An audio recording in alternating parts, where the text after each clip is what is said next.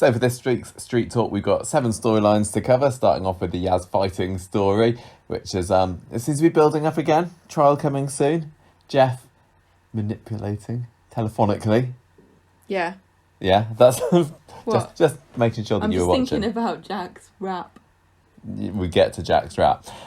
Never the Twins Shall Meet. Good one. Is my next storyline title for the Abby story. I was expecting her to actually turn round and see them on Friday, so I was quite surprised when she just bogged off and left them. She's like, Harsh, Abby, come on. We had a bit more of the Kelly and the Killer story. We had a bit of the Ollie Wobbles. Just some little mini stories, didn't we? We had the Pair by the Grace of Grace. We had Peter's Scott issues. Johnny's not the only one who's Scott issues anymore, so hopefully that's going to be sorted out soon because I'm rapidly losing interest. And Dan in the Dumps. He seems to be cheered up this week. Methinks he's been eating steak by his own admission. No, I think he's been with his little friend Nikki. His lady friend. I think so.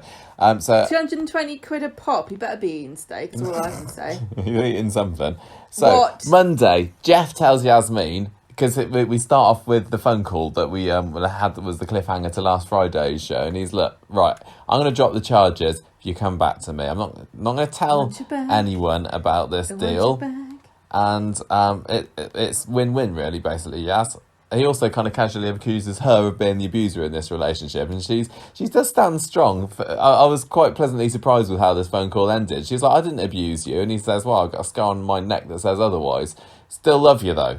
I want you to come home with me. Love you, Yaz. Yeah. And he just keeps on making out that she's the abuser. It's not his fault. That you felt bullied and terrified in your own home. And good on her. She gets up the courage to put the phone down on him, which was not how I was expecting that phone call to end. Sadly, by the end of the week, it seems like he's managed to wheedle his way back into her affections. Yeah, and this was the phone call that he made to her using Alia's phone. Yes. So she's meanwhile realising... No, she phoned Alia's phone, that's right. Yeah. But she's realising that maybe Geoff's the one that's got the phone, because she and Ryan were searching for it, weren't they, on Friday? And she starts off Monday saying, hang on a minute, it must be Geoff. And Geoff, when he gets to Sweet Hour later, he's got no shame about taking the phone. He's like, yeah, I wanted to speak to my wife. I know, I love that. What I do about it? I like the way he's like, literally, I've got no reason to pretend anymore with you because you're so powerless to stop me from doing what I want. Yeah. I thought that was pretty interesting. Yeah, and he says, look, I love my wife, I'm going to prove it to you, so screw you, Alia. I do admit that I felt a little bit more on Geoff's side versus Alia at some points during this week. She was being a bit annoying, especially on Wednesday's episode. Lots of flapping her arms around. She was getting very agitated, yes. Sally, meanwhile, is revealing to Tim that she's been asked to be a witness for Imran, and she's going to do it. Sadly, I don't think we get much further in that one, but it's nice to see that. We also don't find out what she's witnessing either. Well, it's just to do with how Yasmeen was acting in the Rovers in the hours preceding the bottling. I don't see how this is going to be helpful. It just helps build a picture, doesn't it? She was agitated and then she stabbed somebody. No, I mean... Do you know what I'm saying though? If you're the person who's trying to prosecute and say that Yasmeen did it, and somebody went, no, she couldn't have done it because she was upset in the Rovers, you'd go, yeah, and then she stabbed him in the neck. Next witness. Mitigating circumstances. That's what I'm saying. I understand. I totally understand that now. Yeah, but the rest of it, how Sally is a good witness, I can't. For the purposes of the story, okay. Well, unless Imran wants to go fishing around in Weatherfield Dump, it's the closest he's got to having an eyewitness. I'm talking about the camera there. Anyway, Yasmeen's got a new friend at prison, library friend Lucy. Yeah, and it's spelled Lucie. Was it? Yeah. You've just been rewatching tonight's episode with the subtitles, haven't you? So I'll trust you on that one. Yasmeen tells her about Geoff, and this Lucy sympathises with her because she's got an ex that she always ends up going back to as well. And Yasmeen says, look, I do kind of miss Geoff a little bit. There's a little small part of him that I miss, or there's something that sounds a bit... What's that? Who says she says there's a small part of me that misses Geoff. That's right. Well, yeah. Yeah. So, meanwhile, Geoff is at the police station with your friend and mine, DS, Infringement bangs. DS Abney, and says, look, I want to have Yasmeen back home with me. And Bangs is like, what's going on? You're the victim here. Why on earth do you want her back? She stabbed you in the neck, remember? Any case, it's not up to you to drop the charges. The wheels are in motion now, mister. And you just got to make sure that when this comes to court, you tell the truth. Yeah, they basically just brush this under the carpet, don't they? Yeah, but I think she gives him the idea trying to stop him from doing it. Yeah, because Yasmeen deserves to be banged up, and if you're not careful, she'll come home to you, which is what you want. Forget what I said, Geoff. Damn it. Imran goes to visit Yasmeen later, and she's told him about the phone call, but obviously not all the details about it, because she hasn't decided yet whether she's going to go through with Geoff's little plan. And he says, look, don't let him confuse you. Just stick with the story. You're telling the truth. If you if the jury believe you, you'll be fine. You'll be free. Don't go with what he's through what he's saying. To be honest, though, I think that going through with this court case is way riskier for Yasmeen. I know. Like, there's a very good chance that if she goes through with it, then she's going to get the book thrown at her and she's going to get locked up for a good while in the slammer. How are they going to convince the jury without really good evidence that she was a victim of coercive control? Because if you want to take somebody to court for coercive control, you need to have a big body of evidence, which includes taking notes and things. And she hasn't done any of that. I'm thinking that the camera evidence, I know that he's thrown away the camera. I don't. It feels like it's not going to come out now. There's the phone evidence as well. There's the phone. I think that's going to. I think they're don't. hoping we forgot about that, and that's going to be what cinches. I don't. I think I do. Well, let's come to it in a minute. Right. It seems like the whole camera thing was a bit of a red herring, maybe. I don't think. Well, we've had those and the fact before. that Faye might discover that he has not entered his recycle bin. That I don't think that anymore. I think it's too far removed. I think that Coronation Street's never heard of Chekhov's gun, and if they did, they would just throw it in the recycling. Wednesday's episode. So Imran's with Alia and saying, look, it could be useful for Yasmeen if Geoff doesn't testify, because then the trial could get cancelled. There's no case, no trial. She's going to be home free.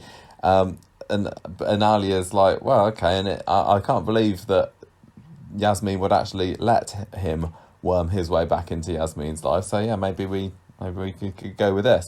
And Alia marches round. This is when she was in her stroppia. She marches round number 6 and says, well, Geoff, you're not going to testify, I hear. And Geoff's like, well, yeah, it's because I need to support my wife, and she's not mentally sound, and she's gone loopy. She's gone nuts, and I couldn't possibly stand against her in court, so I'm just being a caring husband. I'm a lovely man, and I've put pansies in a flower pot. Yes.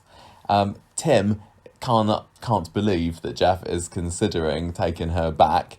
He says, look, this is a massive risk. She could finish you off this next time. And Geoff's like, no, Yasmeen, she needs to be back home where she belongs. And Tim's like, he just can't believe that. This is where it all gets a bit stressful. What? That reminded me, one of my colleagues at work who I was talking to about this today said at the end of that scene, Tim gave a little bit of a look when Geoff said she belongs here, almost as if Tim was noticing that he was saying she belongs, under my thumb. This is her place to be, but I don't know. I didn't rewatch it to see. Oh, I don't think that Tim's particularly being suspicious. Well, of maybe Geoff, maybe he remembers his dad saying that about his mum. Possibly, Could because be that issue is still being brought up, isn't it? She belongs with me. Geoff brings her up again today. Anyway, there's another phone call between Alia and Yasmeen at the end of the episode then, and Yasmeen lies that Geoff didn't mention these plans when they spoke. Alia says, did Geoff tell you that, he's maybe... Testify. And she's like, no, she didn't say, he didn't say that at all. No. And Why? She also says, look, maybe this is all just proving that Geoff has changed and she wants me back. Who says that? Yasmeen says saying this, and Alia says, look, no. You nutty. Nutty. He just can't stand the fact that you're trapped in prison here and he can't control you. Mm-hmm. The only thing he's got to control at the moment is the TV. He needs a hobby. Yeah. And she says, look, just don't take him back, okay, Gran? And Yasmeen's like, maybe. She doesn't say okay, does she? I was going to say, falling for it again. This is so frustrating for Tim and Alia, because you would think that once you get to a certain age in life, relationship drama becomes fewer and far between. Not on right? Corrie. But you certainly wouldn't expect to have to be counselling your grandma and your dad about really bad relationships and how to stay away from each other. I know. It's like something you'd say to a teenager. Like, you know he's bad for you because he comes and he drives a motorbike and he smokes. Well, Yasmeen... and wears a leather jacket. It's Yasmeen naughty. does not have very much experience in the world of relationships, does she? No. Geoff is only her second Boyfriend even. Second conquest, indeed. So I wouldn't call it a conquest. I'd call it a second mistake. Yeah. So Yasmeen is speaking with Lucy again, this prison friend, on Friday, and says, look, Geoff's trying to wheedle his way back into my affections, but I'm not going to let him, honestly. But she really does not sound convinced by this. Lucy's saying, don't. He's trying to have you. He's trying to control you still. But Yasmeen's like, oh, maybe. So Lucy says... she's like, I'm just really confused. I don't know. And Lucy says, well... how about if there was a way? Yeah, so she brings her a phone, phone, bum phone, so that then Yasmeen can phone Geoff up and find out more about what he's up to. Phones Geoff up, she's like, Hi Geoff, it's me, Yasmeen. I'm on a bum phone, so I'm just holding my nose. I'm holding it a bit close to my face. Bit smelly. She phones Geoff and she starts off acting quite hard, and she's like, I can't remember what she says. That's because Lucy's the other side of the door, and she's like, don't give him an inch. Go on. Yeah, but before long though, Geoff's manipulating her all over again and saying, "Oh, it wasn't you that stabbed me. It was someone who I sadly helped create." He's like, saying, I made you the way you are. Please forgive me. And look, just go through with my plans, and then you'll be found not guilty, and things will be so much different when you get back home. We'll even get counselling. I'll get support. And Toya's ears are going, yes, please. What? And then he says, this is when he says, look, I've realised that everything you suffered, I suffered with Tessa. Yes. When she was manipulating me, Tim's mum, you know. And she ends up not being able to put the phone down on him, although it didn't look like she was going to. Well, she has to. She's really kind of panicking annoying because the screws are coming at the end. Quick, they're coming. And she's like, oh, Geoff, I forgot. Yes. Okay, yes. Mm-hmm. No, you hung up. Yes. No, you. Oh, she hung up. I can't say goodbye. Yeah, so that's where that was we're a left. meerkat impression. That was a meerkat impression. And now they know. Oh yes, they showed the meerkats. Was it in Canada or was it in US? I can't remember. Somebody on our Maybe Facebook America. group said they accidentally uploaded. I assume by accident, the meerkat bumpers for an episode of Coronation Street, and now they know what we're talking about. And Shannon on our Facebook group was going, I just still don't understand what's going on. So I had to go on Wikipedia, and I wrote down this massive, very lengthy post about the history of comparing the market. of why Alexander and the meerkats are all Russian. Also, I didn't know that Sergei and Alexander were gay. Well, this is what you said Wikipedia says, and I don't believe Sergei and Alexander are gay. I thought they had a bit of a Bert and Ernie situation here, and they're just separate beds, same bedroom maybe. They adopted Oleg together.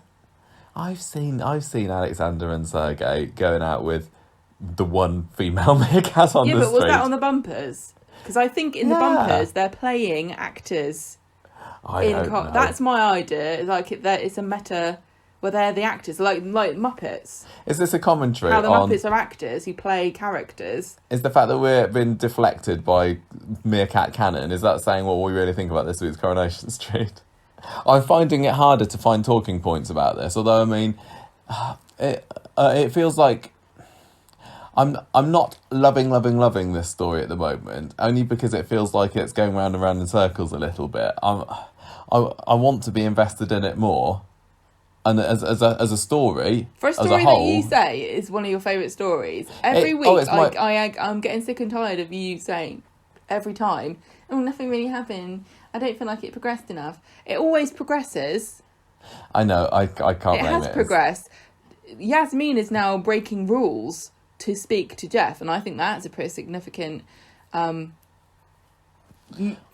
I just wish that she wouldn't go back to him all these times, because she always starts off with the best intentions, and I'm not going to let him. What she wants to hear. He's saying, it's my fault. It's my fault you stabbed me. I know what I did wrong. I want counselling. Let's get back together. He knows exactly what buttons to press to make her, come over to his side, doesn't he? Yep. So, what do you think that she should do then? Do you think that she should go through it? Because I'm kind of wondering and really, really hoping deep down, I don't know whether this is true or not, she's going to go along with his plan just to get out and when she's free, she's She'll going to be go, like, screw you, Geoff. I would love it if she did. It doesn't That's feel... what Lucy's advice to her was. Why don't you just go along with it? And I really don't see how she could fall a cropper from that plan. No. But it doesn't... The way that she was speaking to him on the phone, it really did feel like she was being manipulated for him. But she's also loyal to a fault, isn't she? And she's married this man, and I'm sure that her vows she takes very seriously, and if there's any redeeming of him, and if she feels in any way that she's to blame even slightly, she might still hold on to that. And she does. She's got bucket loads of blame, doesn't she? She feels guilt. Yeah. She I can certainly see her going, this really isn't a all-win situation here. I get out of prison, I get my husband back, we get our relationship back, because at the beginning there was nothing really wrong with the relationship. He was just an annoying man that nobody really liked. Yeah.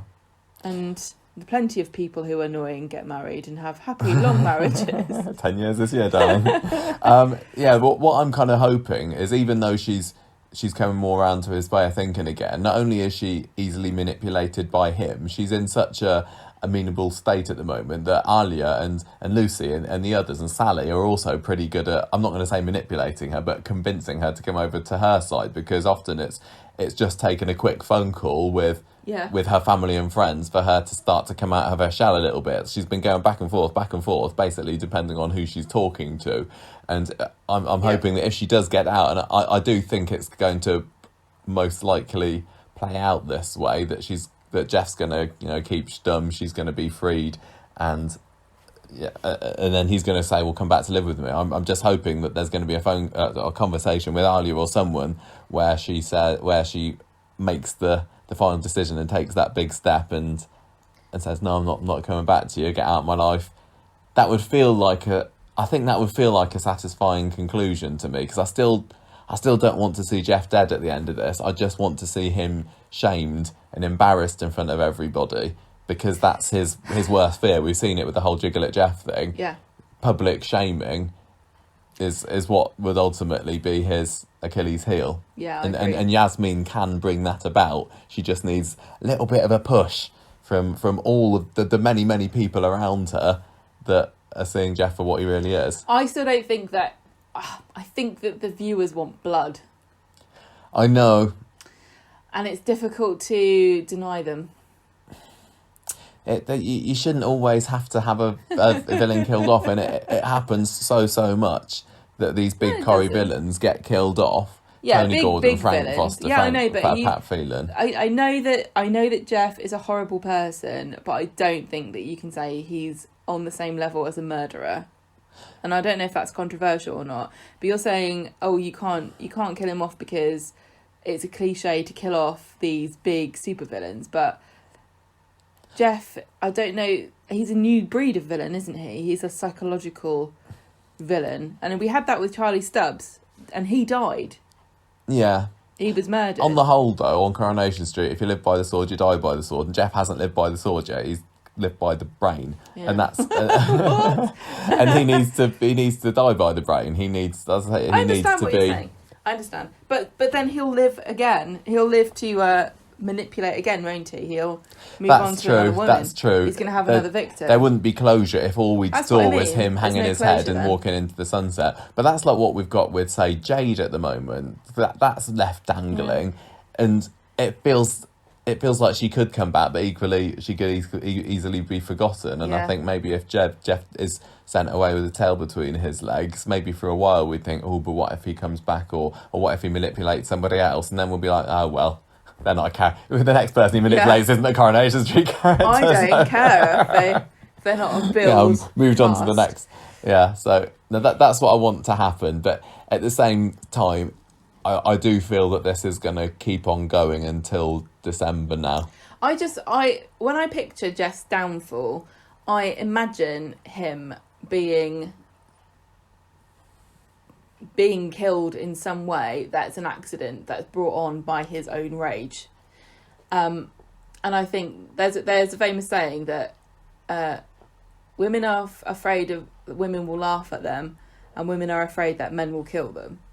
And it is true that men really don't like to be laughed at. And so I can imagine him getting really murderously angry if he is unmasked and people laugh at him, or and then sort of falling off something. I just imagine her, like Yasmeen there with a phone, you know, playing the video, or even Alia or whoever, I don't care who it is, showing him humiliating Yasmeen and unmasking himself, and then him going no, and then sort of just he's on a cliff for some reason and he falls off. Or maybe he's doing some kind of weird escapology trick or something for the, you know, the Great Magnifico. And he drowns. Yeah, you know, remember at the end jacket. of like at the end of series 4 of American Horror Story, where Spoilers. it's old now. Where was it? Was it Dante or was it? No, it was the other guy Dante. that gets put in the tank of water, or that's all filling up, and he gets drowned in front of. Anyway. No, I don't want that. Honestly, I think I would be most want him to satisfied. Have you gone on to that now? Because I remember you used to say you didn't want him to die. Did I? Yeah. Doesn't sound like me. Yeah. You can't believe you I can't do listen not. to anything I say. I change my mind from one not. minute to the next. Mm. I think maybe the reason I said I didn't want him to die to start with was because I thought he was going to be killed by Yasmeen, and I thought that this is a very unhelpful way to take the story, because it's not a realistic solution for women. Because Coronation Street has now it has a responsibility, because Coronation Street has said this is an issues-based storyline. We've done our research. We're working with charities, so now they have a basic responsibility to tell a story that gives hope and solutions to people, I guess, and they have to do that within a narrative framework that makes sense and is interesting to watch. Real life coercive control victims can't bank on a poetic justice soap opera style death. Stab everybody in the neck with a bottle and then hope to get away with it. Yeah, that's why I didn't want him to die then. But if they were to do everything right to unmask him and try to get him to realise that what he's done is wrong, etc., but then he dies because of his own mistakes or his own actions, that to me is poetic justice. I think satisfying. I think if he died from some kind of heart problem, that would be poetic justice for him, considering that that's what he's always been saying. I've got heart issues. Yeah, but when he said he has heart issues, he meant he doesn't have one because he's evil. I mean. So if he actually does have a heart attack, maybe that. Well, I might accept that, but no, that would be ironic, wouldn't it? Maybe he gets shamed into having a heart attack, and then we've all been there. Then it's win-win. Can we talk about that split screen on Monday in today's episode? Fail, Coronation Street. I wasn't keen at all. I'm sure our listeners know exactly what we were thinking when that was on. Some people said they didn't even notice and thought it was good, or they liked it. I thought it was really clumsily done. Coronation Street doesn't need to do that. It was like social distance split screen. Yeah, they don't need to do that. It just... I get it, that if you're showing both sides of the conversation, you get to see the reactions from both characters. Totally get that, but it's just one of these things where Coronation Street's never had to do it in the past, so as soon as they do, they don't need to. You immediately notice it. Yeah. When other dramas or films or whatever do it, you don't notice it, because it's like, oh, this is what you do. Yeah, but it's part of the storytelling. When it feels new, it was majorly distracting. It didn't feel to me that it could have been directed better. I'm just saying, sorry to whoever directed this one, but if you're going to have a split screen, then there needs to be some kind of symmetry. Maybe I'm talking out my arse a little bit, but there was like maybe a close up of one and a far away of another. And we praised split screen before on Coronation Street when it was done with part of the set made a visual border between the two screens, which was good and interesting, and it didn't look cheesy. But this was just like a blurred fade between the two, and the cameras weren't locked off either, which I thought was weird. No, that's what I'm saying. I don't know whether they filmed it meaning that it was going to end up split screen or not.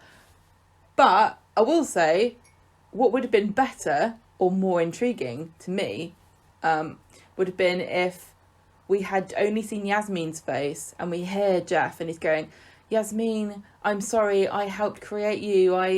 because all the way through we're watching Geoff's face, and we can see him like he's like a fisherman. He's like, have I got her on the hook? Can I start to reel it in? He's questioning, and he's listening really intently to what her reaction is. He's not speaking from the heart and telling her what he really thinks. Damn the consequences. He's like, if I say this, what's she going to do now? And you can see it in his face. But how about if we only saw Yasmeen's face and we can hear Geoff going, oh, Yasmeen, I'm sorry, blah, blah, blah. We know that this is all an act. But he's so convincing. His voice sounds sincere for once. And then we cut to Geoff and he's just smiling. Well, it could have been done the other way as well, couldn't it? Only have Geoff and then hear Yasmeen seeming to go over to his side and believe him and go along with him. And then at the end of the scene, you realise, oh no, she's just having him on. Yeah, I kind of wanted... that is what she was doing, because I don't. No, I don't think it was. Well, it would have added something different to the scene then. Yeah, whereas what I said... I would have quite liked, we were talking about it as we were watching the scene, there to have been a final, soap look after they put the phone down at the end of the episode today. Just a bit of a moustache twirl. I know it's very panto, but... It was a hasty ending that had no resolution, really, did it? I was really expecting one of the two of them to give me a little bit of a, this is what I'm really thinking look, because obviously, although I think I'm so sophisticated... I really need it, because I was thinking... Sometimes we need talent. I think that, Geoff... wait. Yasmeen, you're not believing this, are you, love? What? You better not be. Yeah, Geoff, just to be sure you are having a run, aren't you? Just checking. You're still evil, aren't you? Do you like the fact that Yasmeen's got a little prison friend? I don't know what to think of this woman. She seems a little bit cookie cutter... hard prison woman, doesn't she? No, she doesn't. What are you talking about? Every single other woman who's ever gone into prison on Coronation Street has been beaten up, harassed, attacked, intimidated, put into her place. Yasmeen walks in, it's like bloody Disney prison. Hey, would you like to work in the library? My name's Lucy, I look hard, but I can make a lovely cup of tea. That's exactly what happened to Belle, actually, isn't it? And as soon as the Beast trapped her in the castle... Went to prison? No, she was in prison by the Beast, but shown the library. Oh, right, so Lucy's like Mrs. Potts. Yeah. I'll make you a lovely cup of tea.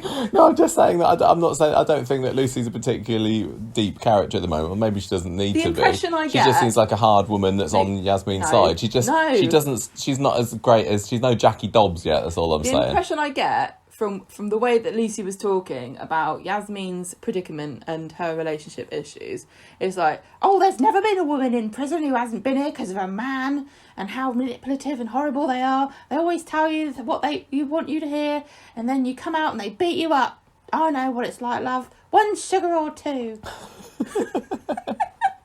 Wasn't it? Yeah, maybe.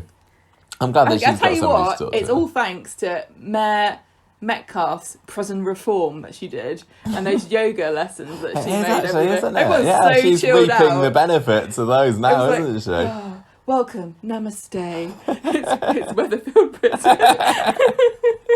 I'm just surprised they haven't got a shrine to Sally in the corner. We now think of how wonderful Mayor Metcalfe is. Ding. Brilliant. I think, I've seen people online saying that Geoff is playing a very risky game here because these prison phone calls are recorded.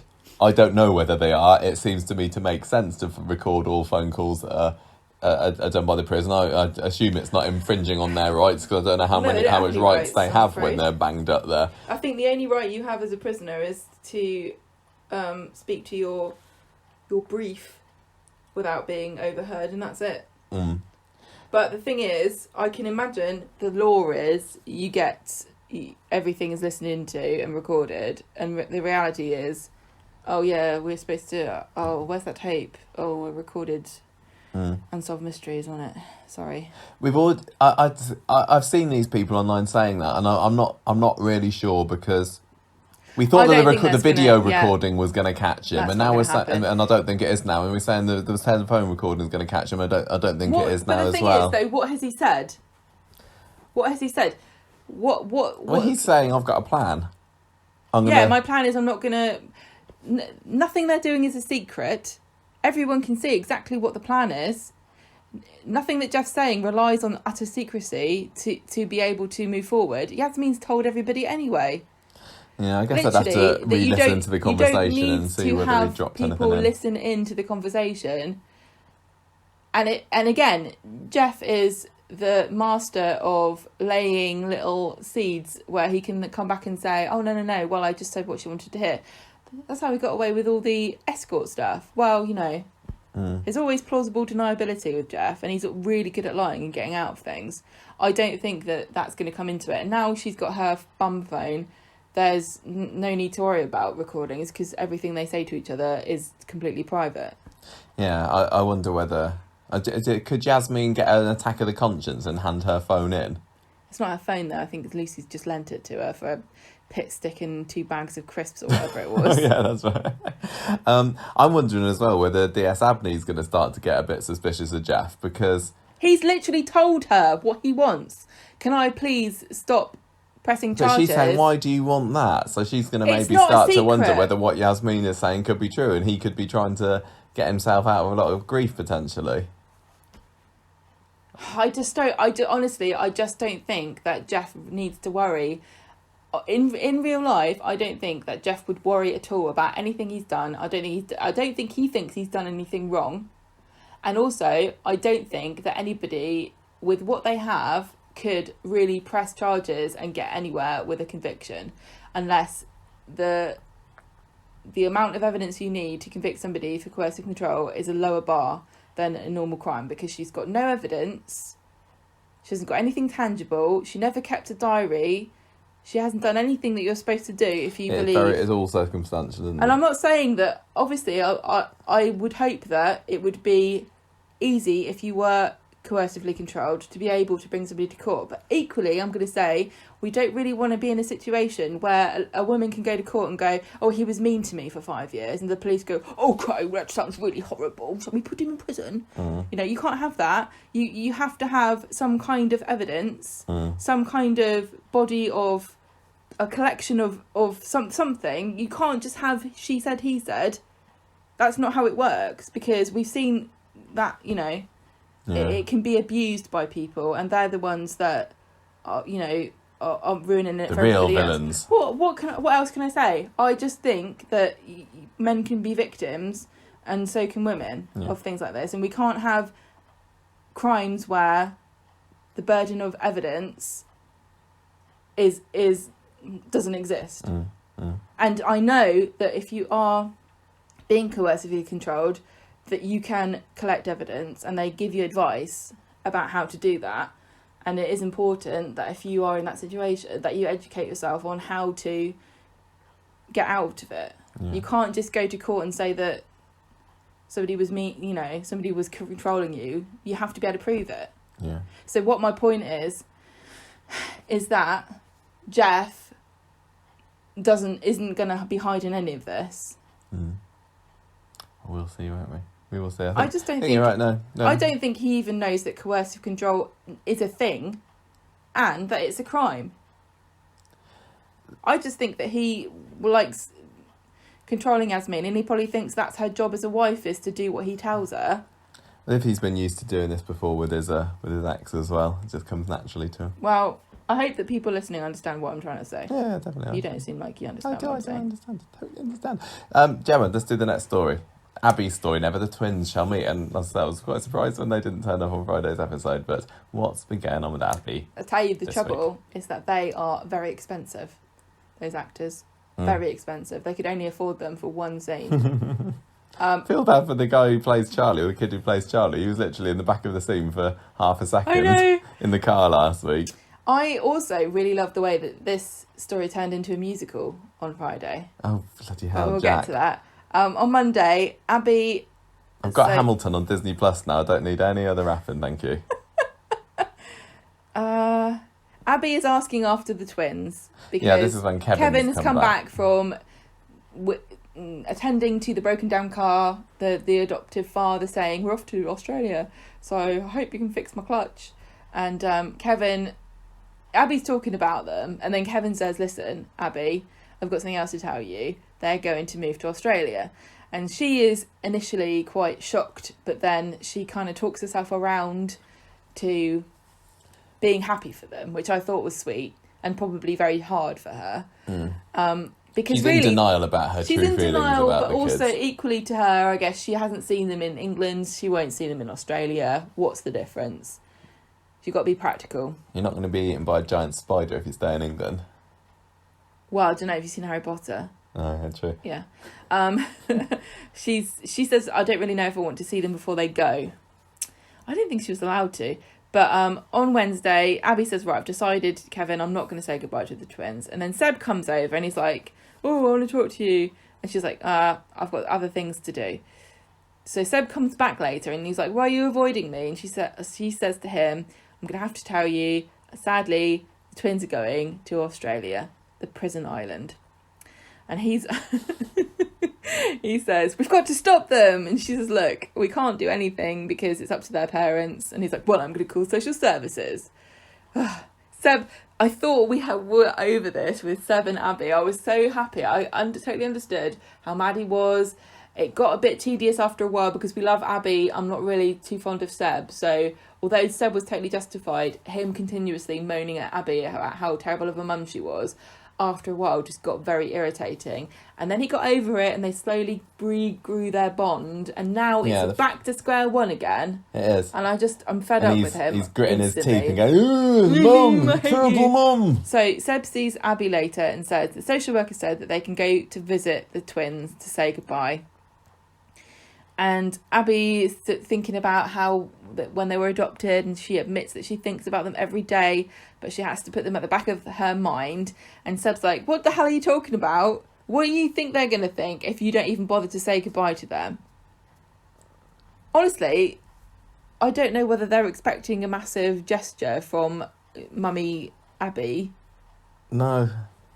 We don't know a whole lot about what do they think the of her? twins think of her. I would actually really be interested to know what the parents tell her. There was a very sweet scene when she had to say the last goodbye to them. So they've obviously got some kind of affection for her. Also, how old are they? I don't know. I can't remember. Do they? I don't know. 6, 7, 8. But 10, it feels like that after a year with their new rich foster parents. Adoptive parents. I think that they might.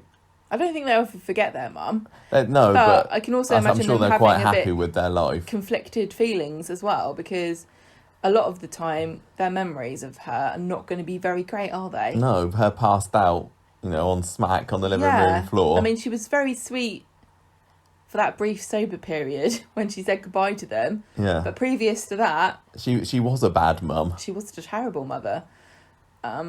She should have had her kids taken away. I can understand Seb wanting to see them, and I can understand why he wants his mum to see them as well. But I still think he just does not get what's really happened here. Mm. And I think mentally he has to protect himself from really thinking about it too much. So Abby tells Kevin about this meeting, and she's really ashamed of herself about how terrible mum she was. And she says maybe that this meeting will bring me some closure, or bring us. I think it would be a good thing. Yeah. But so they go off. Seb and Abby go together to say goodbye, and Abby starts to panic, and she's like, I don't think I can do this. And then on Friday, she literally legs it. She's like, sorry, Seb, see you later. I don't know, but I assume that Seb went and saw them without her. I'm not sure. I find we this a later bit see him odd. on the street, don't we? I find this a bit odd too, because I am expecting at the end of the story her to say a wavy, wavy, cry, cry, bye bye at the airport to the twins, and they go, Mummy, we forgive you, and then they fly away and she waves.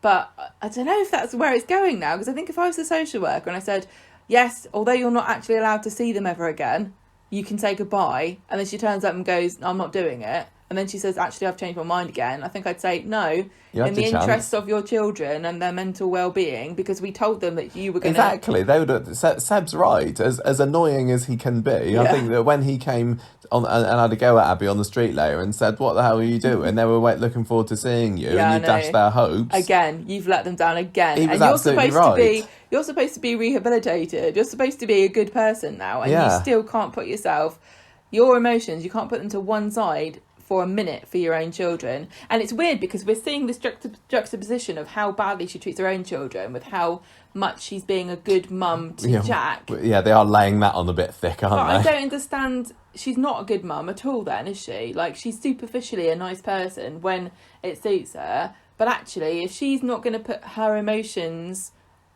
to one side for her own child... if I was Kevin, I don't think I'd really trust her not to break Jack's heart at some point. Well, no, down the road. exactly. And Kevin's been there saying, "Oh, don't worry, you did what you needed to for you." Is he just like You're saying, the "Well, this most is great. important- Jack's got a new mum now." Yeah, as long as you're cooking beans on toast. It's in Kevin's interest that she didn't go Yeah, I don't harking want on you to about get the her wrong actual idea. children. Yeah. But yeah, I mean, I love Abby. Yeah, me but too.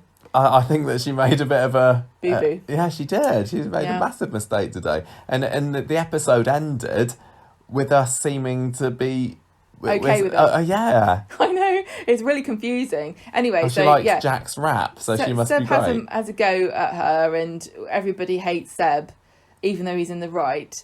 And then back at home, there's this whole thing about Abby helping she hates Seb, she never helped him with anything, helping Jack with his awful homework to make a rap about the dangers of palm oil and child exploitation. It's not palm oil.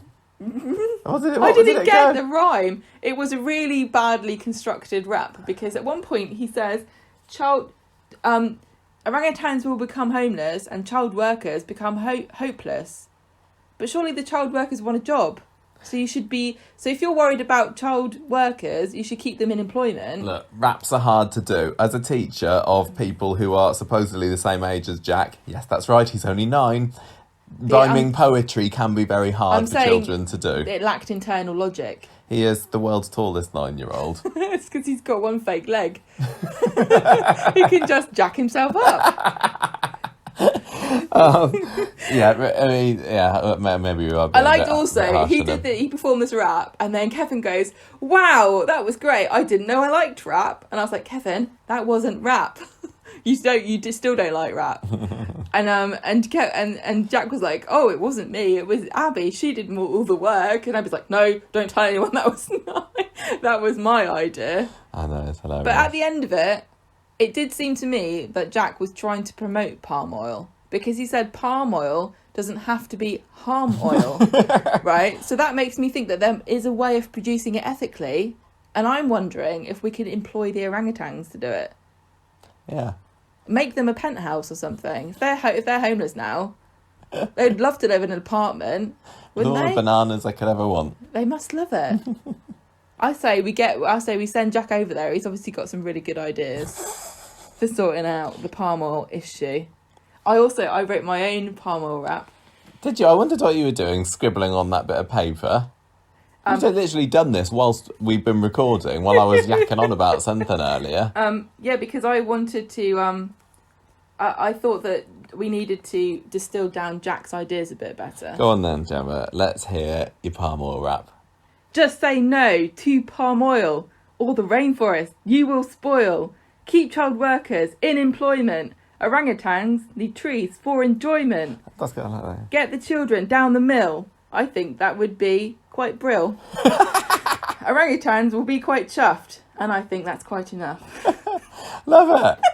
I didn't do it with the spirit that Jack did it. He's a better rapper than I am, I will say that. Yeah, but you just came up with that, didn't you? Whilst recording a podcast. Yeah, I'm not going to toot my own horn, but I am pretty good at rhyming. Tell you what, Brian Packham, you've been giving that an A grade.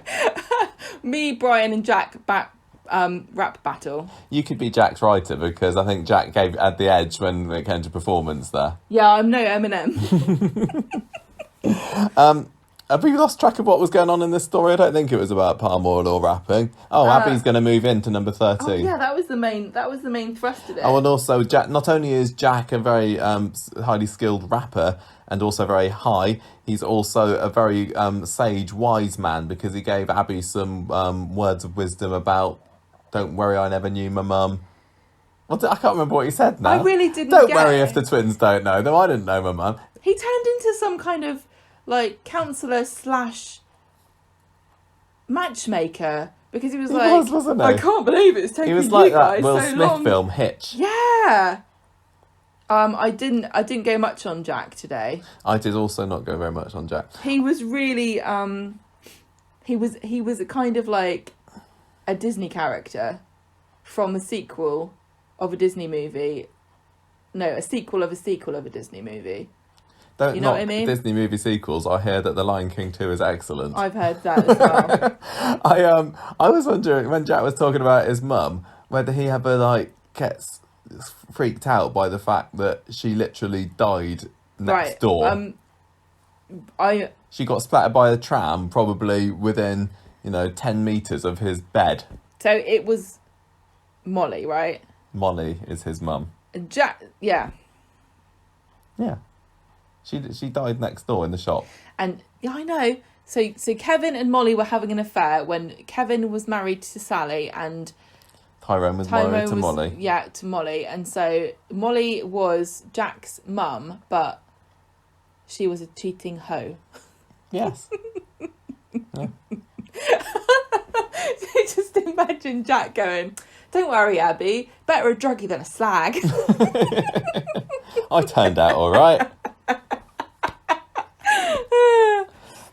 Yeah, he seemed quite cheerful about the fact that his mum got splattered to death. Yeah. It's fine. Yeah. Anyway, are you still did it feel like there is some kind of closure to this now, or is there still more to come? I didn't get it. It really didn't feel like a happy ending. It's like woman becomes drug addict, loses children, they move to Australia, woman shrugs and moves in with another family. Yeah. Was the whole of this story, and I know it didn't last very long, it was, a week in how it was written terms, was it just as some way to facilitate Abby moving in with Kevin? Can't be Because the they could have end. just said, if we'd have been told at the beginning of last week, Abby's moved is already living with Kevin, I'd be like, oh, yeah, fine. Toyah and Imran have got their fostering plans all together know. off screen. I don't need to be shown how those two are moving in together. I would like to see a little bit of guilt from Abby. Not that she's already shown guilt about the fact that she's a bad mum, but I would really like her to sort of stop and say to herself, I feel bad about the fact that I'm really good with Jack, but I was never good with my twins. Or some acknowledgement of the fact that they have got the short straw here. And although it's really nice that she's lovely to Jack, and there's no reason that she shouldn't be, she really owes a bigger loyalty to her children than she has shown. And the main thing she seems to be mad about at the moment, or upset about, is that Seb's mad at her again. Because that was what she was saying to Kevin. Oh, we're back to square one again, and this time it feels different. Because I'm supposed to be... exactly the same to me. Well, I get what she was saying, because she was saying, because I'm supposed to have it together now, and I still messed up. But everyone at home's like, no, it is the same. It's the same thing again. And it doesn't really make Seb into an interesting character. And unfortunately, at the moment, everything that Seb's involved in is to the detriment of his personality. He's involved in this tedious love triangle with Emma and Alina that started off as kind of like some kind of really sweet, painful romance. Now it's just really Yeah, tedious. he says the slave girl, and then she has to go back away to her home country. It's like, yeah. And now it's like, well, just pick one. Yeah. And he's nagging his mum again. Even though he's in the right, and he still seems to come off as... It is really disappointing. It's like Alia. I think that Seb and It's Alia really should hard. form a support group of people who are actually in Annoying, the right. yet right. Yeah. It's really hard when a character is in the right, but you still can't quite sympathise with them. Right, I'm going to move on. I'm going to talk about what Gary and Adam and that lot have been up to this week. Oh, my favourite storyline here. So Gary is talking to Sarah on the phone at the beginning of Monday's episode, so I'm going to put the rent up, and I'm perfectly entitled to do it, so what are you going to do? Laura spends a lot of time hanging around with Adam this week, doesn't she? She's... Laura is a really interesting character this week. She's what is she seducing up to? away. She seems to be playing the two of them off of each other, doesn't she? A little bit, Gary and Adam. Adam's there brazenly having multiple drinks in public. Not even. How long has he been married? Like less than in the show. In show a couple of months. Yeah. And nobody seems to have noticed this. And in Coronation Street, people are always walking in on things, aren't they? I know. finding things on the top of bins, listening round corners to people. Because Sarah's married to her job down- at the moment, isn't she? Walking down the street to see people in a clinch. Yeah. Anyway, she's saying, "Oh, I'd never have done this without you, Adam." Blah blah blah. Anyway, they carry on talking about Rick, and she's like, "Oh, I wouldn't care if he even was dead." And Gary's like, can you write that? Yeah, can I have that in writing, Down. please? But she says, "But I know that he's not dead because he's still sending her money. He's got his little minions, and they're supposedly putting money in, although it's not quite enough still." There was also a little scene at home where Sarah's getting stressed out, and Adam comes back and says, "Oh, don't worry about that Gary. I wonder what he needs the money for." There was a lot of that wondering, and still not putting two and two together.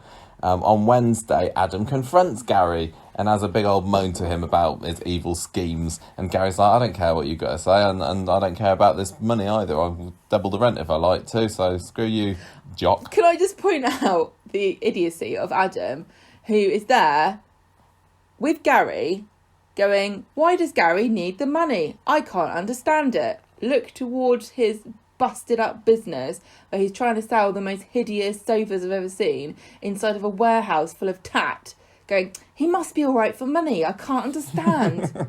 And he's got Fizz on the books as well. He's got Fizz. Clearly not got a job that she needs to do She's at the wandering moment. around having curry for lunch with her fake husband. Has anyone ever seen Fizz do any work at that furniture shop? No, I'm not convinced. she walks around with a notebook. He's got Maria to pay for. Yeah. I mean, for goodness sake, why is Adam confused? Why does Gary want more money? Yeah, I mean, obviously he doesn't know about the real reason. It's because No. he needs to send R. Kelly to school. But yeah, you're right. He's just looking for any reason. The writers are just trying to say this is why This is why Adam is investigating Gary. But the real reason is because we want him to discover what's happened to Rick. Yes. Not because it makes any sense that Adam is confused as to why Gary's business is failing and he needs extra cash. Now there was another little interesting facet to this story, and I did put it in this story because I couldn't really see where else it would go. But Carla's back on the scene in Underworld, isn't she? She just kind of wanders in there on Wednesday afternoon's episode, Wednesday evening's episode, and it's like, "Tell you what, I fancy having a job back here." They're like, "It's about time. We need, and they're like, "We need more people working here." This is a long overdue. Yeah, we need more people working at the factory with no With nothing clearly specific defined to job do. description." Yeah, there always used to be just, one job, one boss in the factory, and maybe they had an underling. Now we've got Nick and Sarah, Can I also ask you a Michael, question? Alina, Gail, Toyah. Why not Carla? Have you seen anybody do a single stitch of a knicker? No, it's all What about are they the bosses. doing? I think that aren't they supposed to be a distribution thing now? But Yeah, they're not making them making too. anything. I I know, haven't seen them do any You've got to work. make some pants to be able to sell Talk them. about bloated management. It always... There's nobody working there. They're all just management. Back in the good old days, it always used to be about the factory girls, didn't it? The Vera, Yeah. the Ivy, the Ida and everything, and all the gossip that they went on. Yeah. And then Mike was there as just The cracking whip, the whip, saying, "Get back to work, you guys." Yeah. And It now was it's all simple. about the bosses.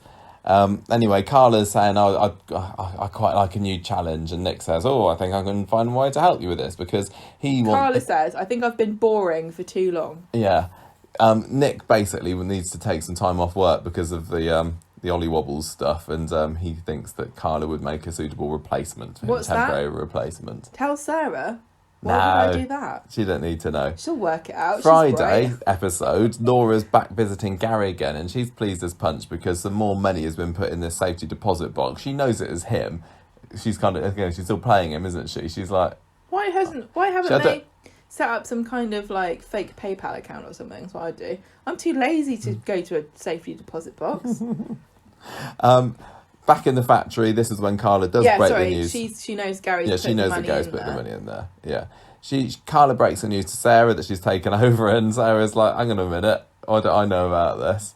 But eventually, I mean, it takes, one scene later, Carla's already showing that she's a better boss than Sarah and Nick put together. Yeah. And so she's like, "Well, all you need to do, Sarah, is don't give in to Gary's demands, stay calm, stall for as long as you need to, and if he starts pushing you on it, set up a rent tribunal." And Sarah's just left that open mouth. Like, "I don't understand any words that you just said, but I'm going to let you take over now." But listen, usually when something like this happens, somebody will sort of go in and they'll say a bunch of jargon or something to kind of make everybody watching at home go, wow, I wouldn't know any of that. That's really cool. Like, you need to pump the flange and evacuate the main draft. Reverse the polarity. Yeah, and you're like, wow, they know what they're talking about. Literally, Carla just went, just tell Gary to bugger off Sarah and then take him to court. And Sarah's like, you can do that? What? Like, you used to go out with Gary. You can't tell him to do one? What is wrong with you? Grow a spine. She's just useless. Sarah is utterly useless boss. And the fact that Carla She can just studied stroll fashion in. in Milan, Michael. The fact that Carla can just stroll in there and in the course of what used to be meeting. one episode got the factory back on track again. It just goes to show that they should have never let her go from there in the first place. No, I know. I really did not like the bit, though, where Carla, I think, has been reintroduced as a touchy-feely boss who cares about people's feelings. I don't like this. I want Carla to be back to old Carla. She was closest to the old Carla than she's been for a long time. I know, but today. my alarm bells went off to me because... What was she touchy-feeling No, about? listen, I'll tell you. She comes in and she gets a cup of tea made for her and she sits down and Beth's there chewing a wasp. And Carla goes, oh, what's wrong? And I think it's Kirk or somebody says, oh, she's down. And she goes, well-being. No, wellness. Did she? I need to know about these things. No, Carla goes, missed look, that. Beth, you can be sad in your own time, but when you're working, whether you're happy or not. That's what Mike Baldwin would have said. What do you mean wellness?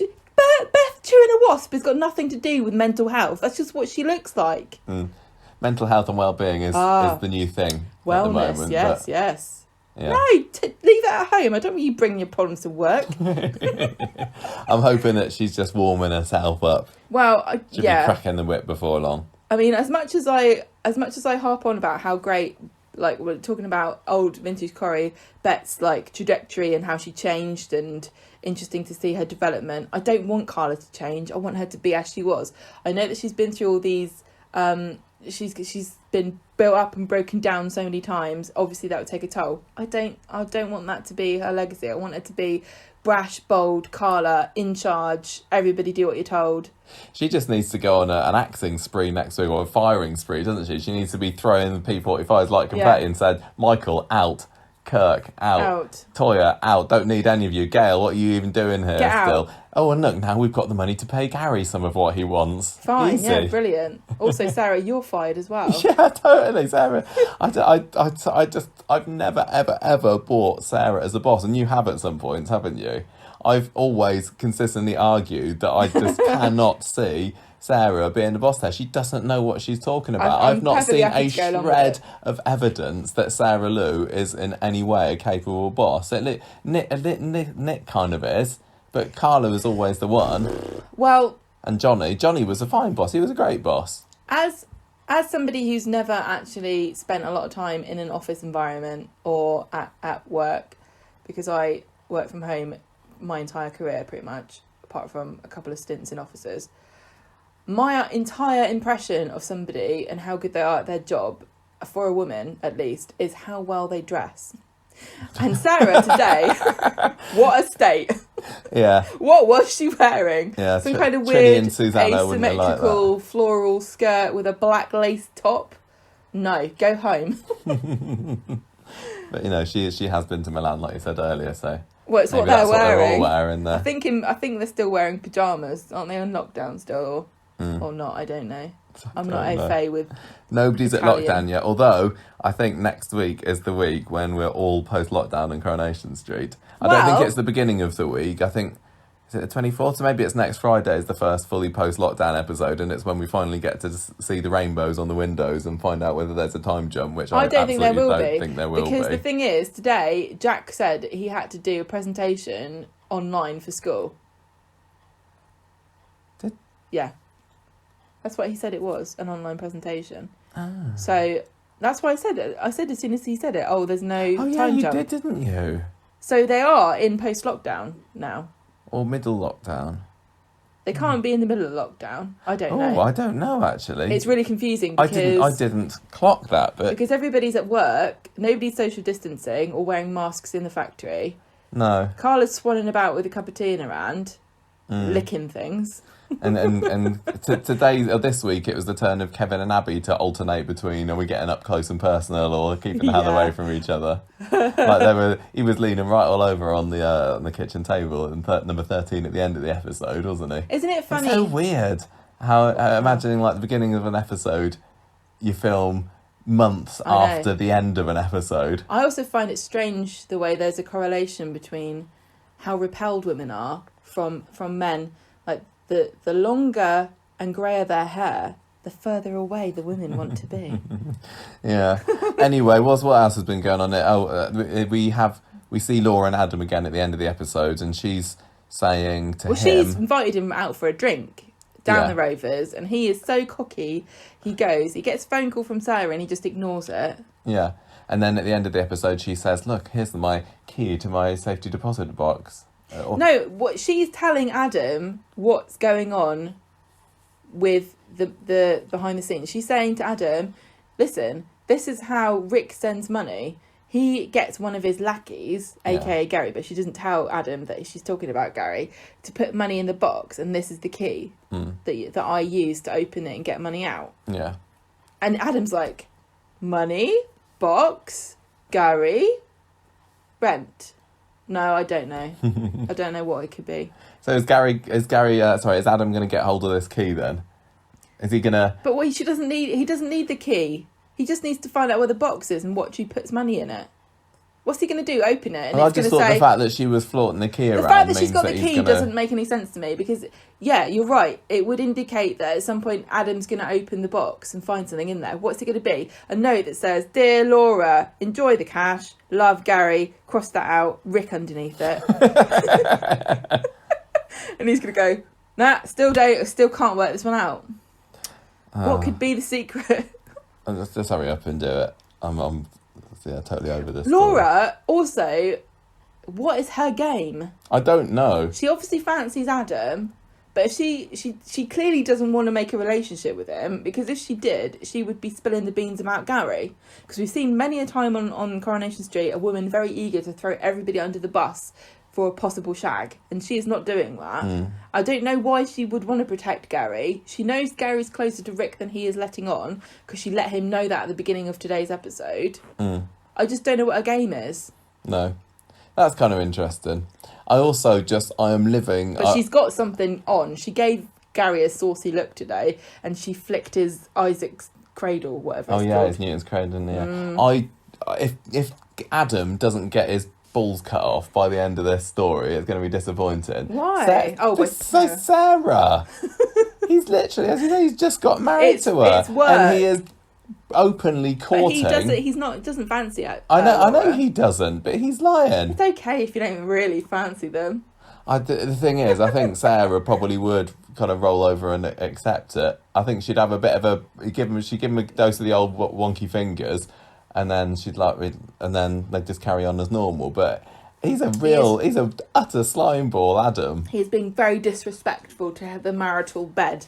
He really is. Literally, I think I've seen more scenes of Adam with Laura than I have Adam and Sarah. They've had like 2 scenes together since they've been married. Michael, Adam and Laura have had a good 10. But Michael, the show has to build the relationship between Laura and Adam. Sarah and Adam, old news. What else did we have this week? Ollie Wobbles. See, this is what I'm talking about. This was a good story this week, but we only just saw the tail end of something that started last Friday on Monday, didn't we? Is this my story? This is yours, isn't it? You're doing this one. On Monday. I enjoyed this. Do you want to read it then? No, you go for it. I can't remember what the counsellor is doing. Oh, the counsellor's there. They're the group therapist. They're saying, person. look at photos of dying children, Leanne. We went to a farm. They were given 6 years, but they lived for 25 years. And Leanne only hears the last bit. Nick's impressed. Leanne's looking positive, and she says, "Oh, I've been acting like he's already gone, but he's not. He's still here." And I think, and she really only latches onto this thing that the woman said, which was, my son or my nephew, I can't remember, lived a lot longer than they said he would. Yeah. And unfortunately, that's not what we wanted her to hear. No. But doesn't matter. Imran and Toyah come back and they hear Leanne waxing lyrical about this, and Nick's like, well, it's good to be optimistic, and everyone's like, yikes. And everyone feels sorry for her, and then Leanne says that she's got this like really manic brightness, isn't she? She's like, oh, it's gonna be fine. I was wrong. Steve, poor Steve, we can go on holiday. It'll be fine. As long as we've got really good insurance. He can't die in Cornwall. No one dies in Cornwall. It's like Disneyland. Let's go. And everyone's like, Jesus Christ. Have you seen the R rate in Florida this week, Leanne? Outside, Imran decides that now's the time to tell Nick that they had plans, he and Toyah, to foster. He shouldn't have done that. I know. He's just so keen to have a foster kid, isn't he, Imran? He's like, listen, now Leanne's so happy about Cornwall, can't we have a kid ourselves as well? He says, I know I'm being selfish, but now that Leanne's feeling positive again, perhaps we should bring it up. And Nick's like, you don't feel selfish. Maybe we should talk about it. Let's all get together. So in the flat, Nick asks Toyah to tell him about the fostering. She's like, what? What fostering? And then she finds out that Imran's told her, and she's very surprised when Nick says he thinks it's a great idea. And then Leanne comes in and says, what's a great idea? Or something like that. And no, Toyah says, oh, it's not the right time. And Leanne says, what do you mean? The holiday? Cornwall? It won't be there forever, you know? One day it's going to fall off and float away. And they're like, no. We're talking about fostering. And Toyah comes clean. And Leanne is very surprised and shocked. And she doesn't react one way or the other immediately. She is basically as shocked as the viewers were when we found out that Imran and Toyah were so far down the fostering route. Yeah. So Toyah explains. How do I not know this? And then Leanne says, don't change your plans for me. The timing's a bit rubbish, but if you want to foster, then you should. And Toyah's like, oh, it's like getting an Oscar. It was lovely. I thought it was a really... for a tragic story, I thought that this week's ended on a really positive note. I don't know... Because I had thought originally that this idea had been put on the back burner and maybe it wasn't going to happen anymore. But now I'm feeling a bit more positive that maybe Toyah and Imran are going to go down the fostering route. But you're excited about this, aren't you? You want to see them have a foster child. I think I do, only because it gives them some kind of, common... Cement. Yeah. Whether they stay together or not in the long run, they could have a kid together. I'm not particularly interested. I'm really sorry. I don't...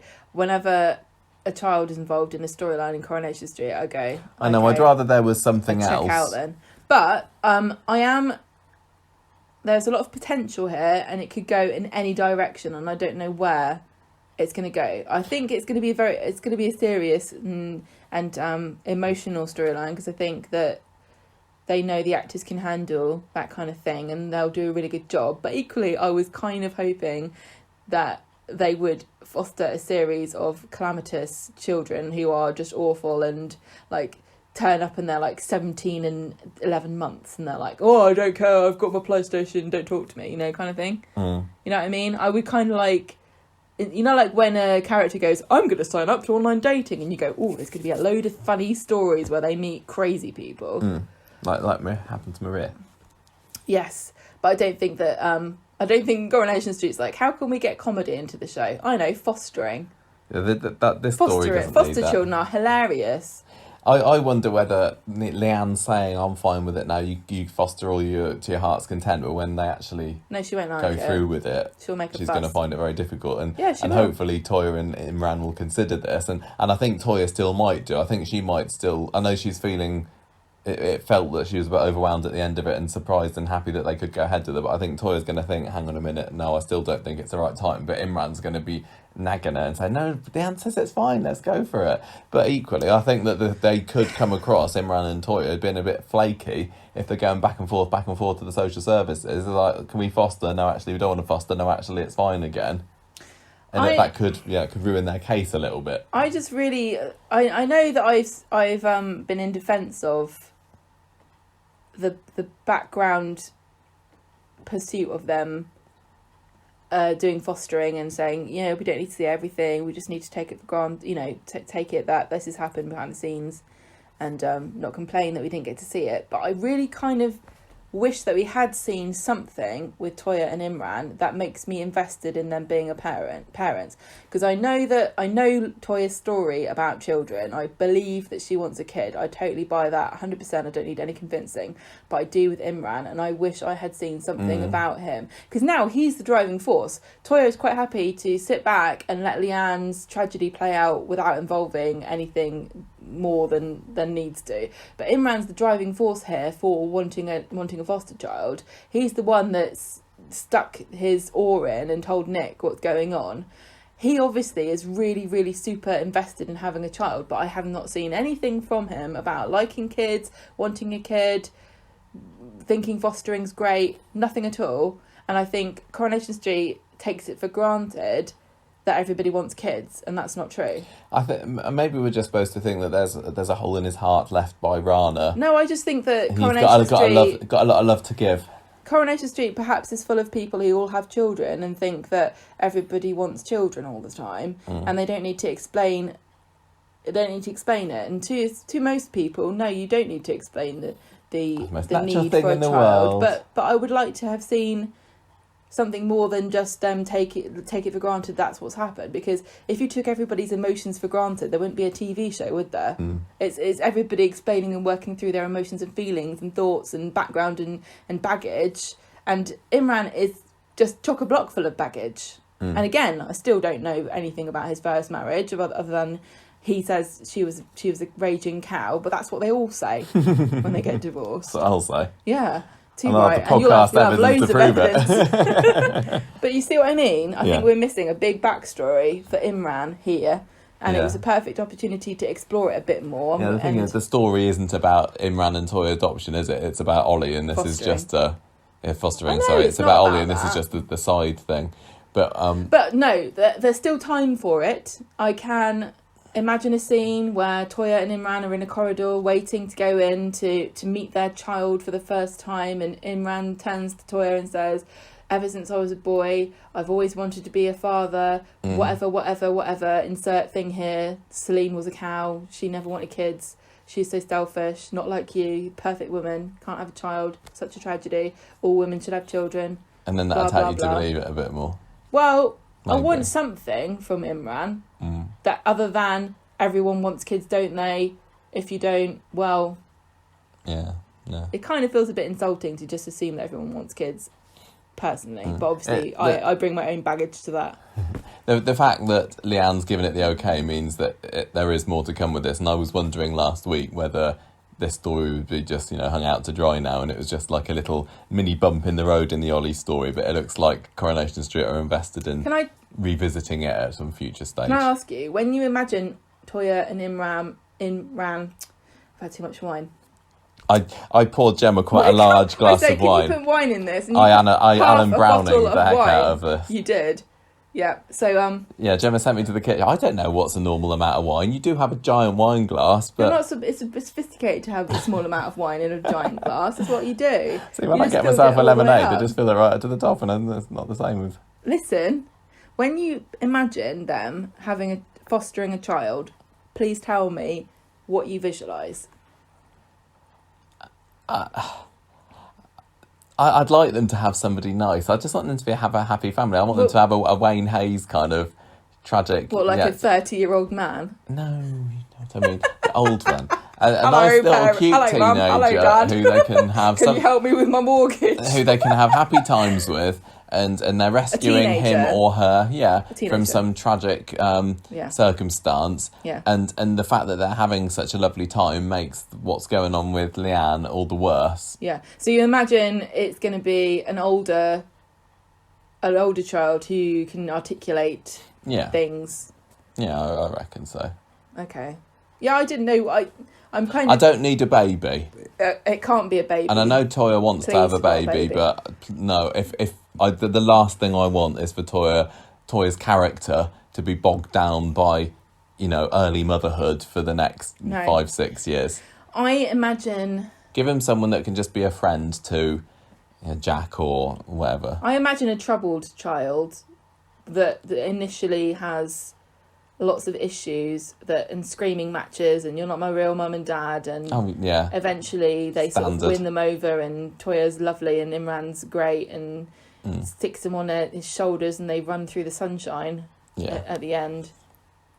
I don't know. That's what. And then maybe they may even move out and have their own place together, as long as it's on the street. Yeah. I also, in my mind, I know this doesn't make any sense, but I imagine them fostering Summer, or somebody very like her, like a quiet, serious young girl. Yeah. Who was a bit like Toyah.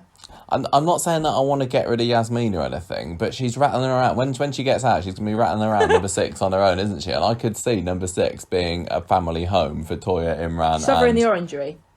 Yeah, why not? Don't you think that'd be a nice house for those two and a kid? It definitely looks like the sort of place that they might want to live. Yeah. Tastefully decorated. I think Toyah would love it. Oh, yeah. But there's no other places on the street where I can think, oh, that's a long overdue set that needs something doing to it, or somebody needs to move out and make room for them as a family. Yeah. And we've just had a new Victoria Flat set for Gary and Maria, so I don't think we're going to have another I don't really. I think that having one character, and it will be back to one again, having Yasmeen when she finally gives Geoff the boot, having the whole house for that one person is a bit much. I think Alia might move back in with her. I think Ryan and Alia might end up with Yasmeen, and then I think Toyah and Imran might end up in that flat by themselves. I don't know why I think that, but I see those two as house people more, and Ryan and Imran, Alia and Imran being younger, and yeah. I do think that if there's a future for Imran and Toyah and they're fostering, they do need. You're right. They need to have a set that feels like their home, because that flat that they're in at the moment just feels like a DOS house for whoever doesn't have anywhere to go. Yeah. Nothing in that house is anything to do with Toyah and Imran. No. I mean, I can't keep expecting Kate to wander out through the door one episode, because I forget who lives there. I know. They're very, come and go. One size fits all, really. Yeah.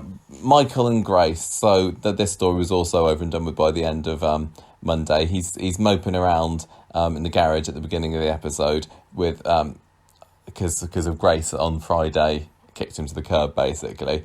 Aggie meets with Grace in the cafe and says, she talks about being a lighthouse parent. What the hell is that? Somebody that the children can come to for succour and stuff, I think. She's a helicopter parent. She's an attack helicopter parent. We both want what's best for Michael and Tiana, and Grace. I enjoyed this conversation, and Aggie was totally in control, and Grace was looking very anxious about it. Aggie was like cool as a cucumber, and I love this though, because and it made me wonder, like, because we were thinking last week, does she know something? Has she got something over Grace? But I think if she did, it would have come out in this chat. I mean, Aggie definitely knew that she had the upper hand here, but there didn't appear to be any clues about why Grace is, bowing down to her every... subtext. No. She says, I think you might just be good for him. And then she also says, if you want to be with him and you're keeping your distance because of me, then I think you're making a mistake. And this was supposed to come across as Aggie kind of like going, Grace, I give you my blessing. Please date my son. You are really great together. But basically it came across as Aggie going, look, if you've got a problem, it's your own problem. Not my fault. It's nothing to do with me. If you're keeping your distance because you think I'm a nagging cow, then you're an idiot. You should go out with Michael and just put up with me. Didn't it? It's basically. Like, she didn't say anything like, I'm sorry if I've been a cow. I apologise for my behaviour. I promise not to interfere in the future. She just said, get with my son, or you've made a mistake. And Grace is supposed to go, thank you very much for your sage advice, future mother-in-law. So she doesn't. They go back home to number 3 and they make up, and Michael's chuffed to bits, and then but at the end of and then he kind of is like, oh hooray, everything's going to be all right now. But at the end of the scene, Grace gives a classic soap sad face, like, is this what I really want, or I still know something, or I've got a tragic secret, or I know something that he doesn't know, and maybe Aggie knows it too, but I'm not so sure now. Well, this is the trouble. But they're a couple now anyway. Like the cultural constant struggle in our culture, like the meme of mother-in-law versus daughter-in-law. Yeah. In that situation, the mother-in-law shouldn't really be the one with the upper hand, because the daughter-in-law is the one who is going to be with the son. She should be the one in charge of that relationship, not the mother-in-law. And so Grace is walking into this relationship, giving all the power to Aggie to decide whether they should be going out at all. Foolish. She's stupid. She should have put her foot down and said, thank you for your input, Aggie, but I will decide if I want to date Michael or not. I'm not going to be guilted into it by you. And if you really think that we should be together, perhaps you should back off and let the relationship come naturally instead of lecturing me. But there's got to be some kind of secret, isn't there? I don't know. The thing is, I'll say this again, there doesn't have to be a family secret or some kind of like tragic backstory or salacious details for a daughter-in-law and a mother-in-law to have conflict. Because there is a natural, like I said, shift of power where the mother has to accept that she is no longer the most important woman, or she should no longer be the most important woman in the son's life. He has to concentrate on his new family. And Aggie just doesn't seem to get that, but I don't know if the writers get it either. I don't know, and it feels like that this story has once again been put on the back burner now to be revisited in maybe months' time. I would be perfectly happy to watch just a simple mother-in-law, daughter-in-law, just conflict, struggle, just a natural, normal, everyday humdrum, this is what happens everywhere across the country all the time, story between Grace and Aggie, just sniping. Because you don't need any backstory. You don't need any secrets. And again, as we said before about the Baileys, it's a story that bring out their personality and give them drama and stuff, but it wouldn't be something focusing on like, oh, this is the black family, or it would be something. This is the family of the gay son. Yeah, it'd be something that everybody could relate to as well.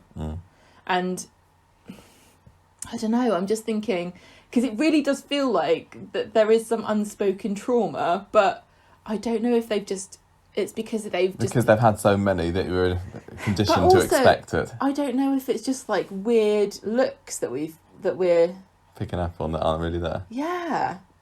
But no, you're right, something. Grace did make a look like, why would you sit there and listen to Aggie going, you should go out with my son, and go, okay, and then go, oh, but I don't really want to. What is it why does Grace care what Aggie thinks?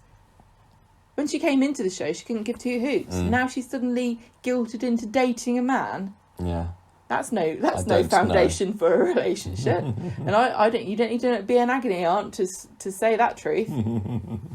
Right, come on, let's finish off. We had a bit of Peter Scott issues this week, didn't we?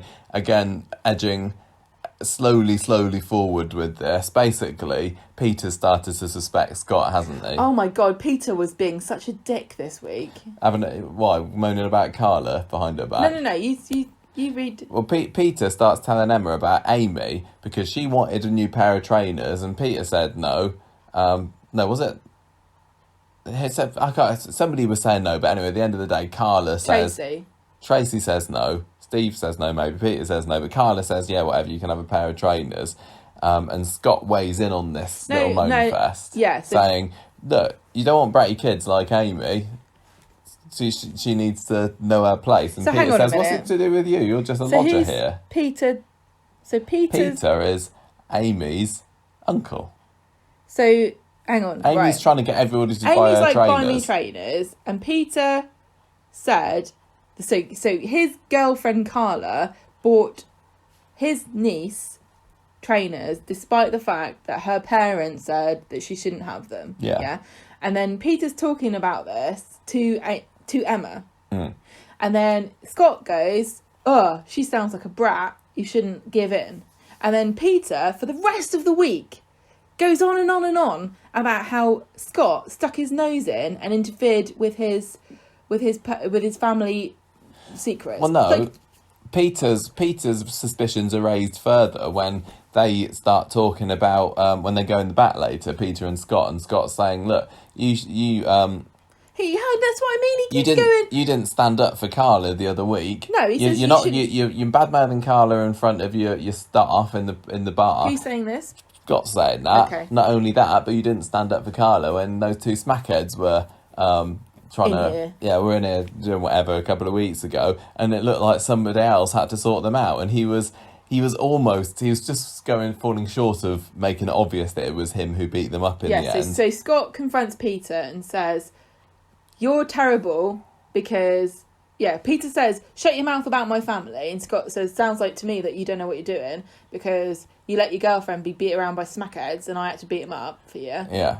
And I'm not surprised that you ain't got a backbone and you can't stand up to your family." Yeah, so Peter reckons that there's some secret dark side to Scott. No, but and then he starts talking to Jenny about it on Friday.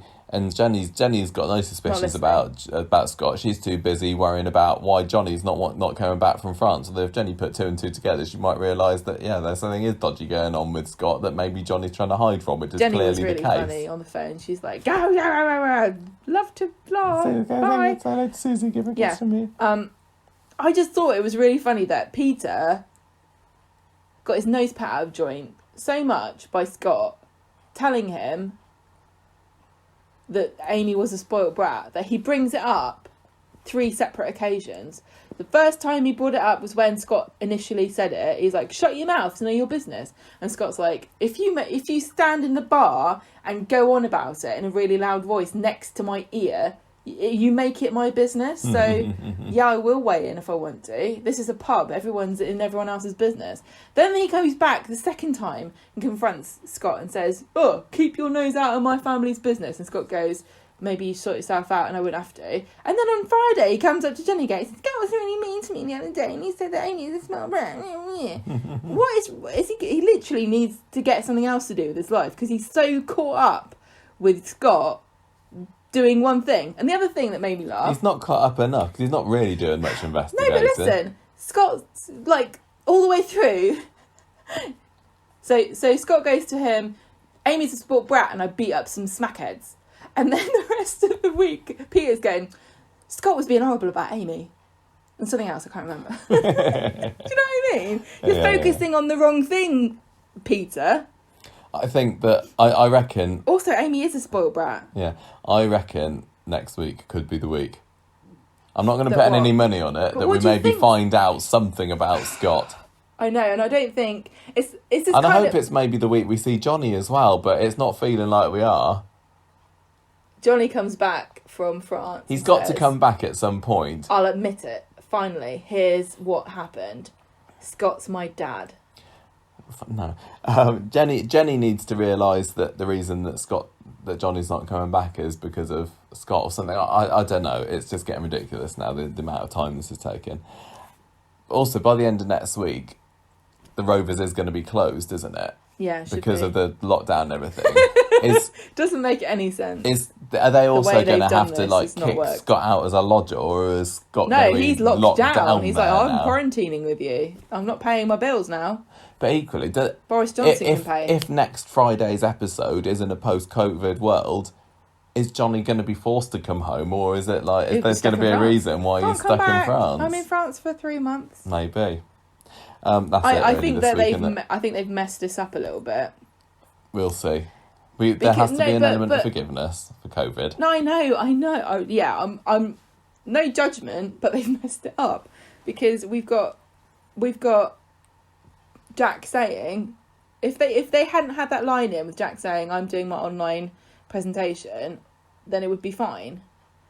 But the fact now, anybody watching that is basically code for, "I'm not going to school because we're in quarantine." And then nothing else makes sense after that, does it? No, but it couldn't have been, because the scenes that were filmed at number 13 today with the rap, they were not socially distanced. They were filmed before lockdown. So I wonder whether... I think that Jack's online presentation just is... What, schools did that before quarantine? Well, maybe...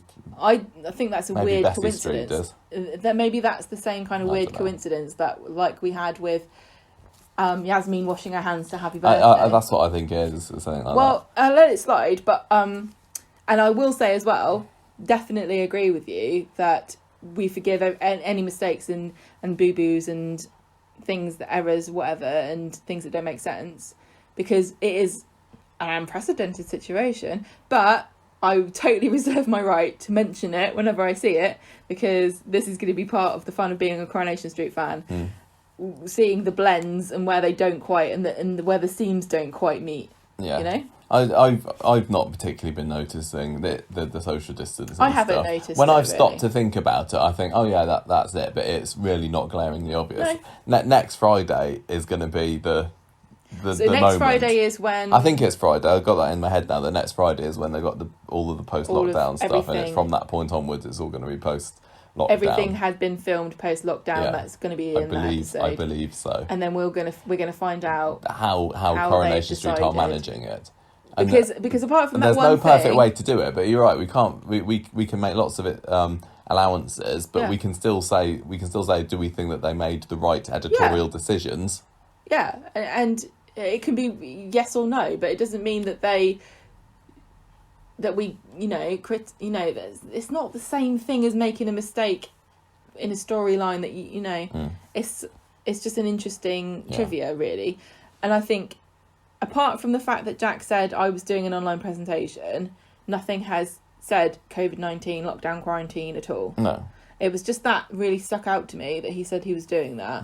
I want to rewatch that myself because I didn't notice. Anyway, also this week, Daniel's gone and had a booty call with Nikki, and he's dumped Bertie on Tracy. That's basically that story. So you innit? think that he's definitely sleeping with her? Oh yeah, he must be. He I said he's don't going out to meet know. with some uni mates, but he is, because Adam sees him on Friday and says, "Oh, Ken says that you were as happy as a clam when you came back the other day." So he clearly has. If he's sleeping with her and paying her £220, I mean, if he's not sleeping with her, but he's still paying her £220, then both of them should be ashamed of themselves. Daniel should be ashamed of himself for not going to the NHS and asking for counselling for free. And she should be ashamed of herself for taking money off of a single grieving father. Daniel with should no also be job. ashamed of himself, because it turns out that Ken's been bankrolling him all this I time. So couldn't they're using believe Ken's this. money to Adam pay for a comes in and prostitute. said, yeah. Oh, what did you do? He's like, I had steak for lunch. I don't know if that is a euphemism for I got my end away. But he says you stop taking money off Grandad. Yeah. So yeah, you're right, Daniel. We were saying this is the mystery that was solved this week. Where's Daniel getting his cash from? So what is he saying to Ken? Ken, can I have £220? Ken's like, yes, this seems to be a regular thing with you. What are you spending £220 on? He's like, Nothing. steak. Well, he's now going to get a job working at the solicitors, isn't he, Daniel? He's going to sit in Leanne's chair for a bit, which In the hot seat. she's also keeping warm for Rosie at the moment. Just a series of people who are temping for each other. And then isn't it? Eventually Daniel will leave and Rosie will tempt for him, and it will be a big circle. Well, Daniel's taken the job of an ex-prostitute so that he can give the money to a prostitute. You're not allowed to say prostitute. God, You have to say counsellor. Ina Sharples is turning over in her grave, I tell you. Right, what do we have this week, score-wise? I'm thinking I like Monday's episode more. Wednesday, Friday episode, a bit meh. I appreciate... my favourite story of the week was definitely the Ollie Wobble stuff. The Yasmeen story is ticking along nicely. I'm looking for a bit more drama there. I'm gonna give this one a 3. I was going to say 3. Feels like a 3